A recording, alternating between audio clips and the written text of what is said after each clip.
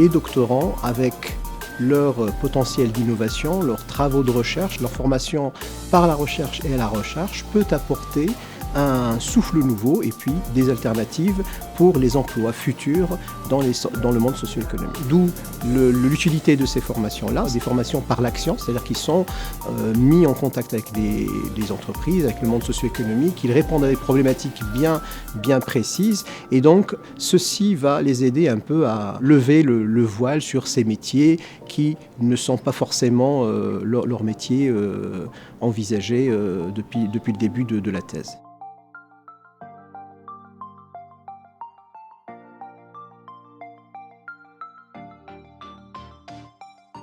L'opportunité de découvrir le métier de consultant, du conseil, m'a vraiment interpellé positivement et donc je me suis dit que ça valait le coup de voir si c'était un type de métier qui me parle et savoir si mon domaine, ma spécialité qui est la géographie, l'aménagement du territoire pouvait être en adéquation avec ce que pourraient rechercher des entreprises privées ou publiques. Quand j'ai vu la possibilité de pouvoir s'exercer avec un stage pratique de 3 jours, je me suis dit banco, c'est le moment.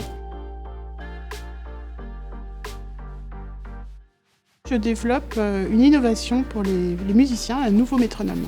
Il s'appelle Silence parce que c'est un métronome silencieux, connecté à une application mobile.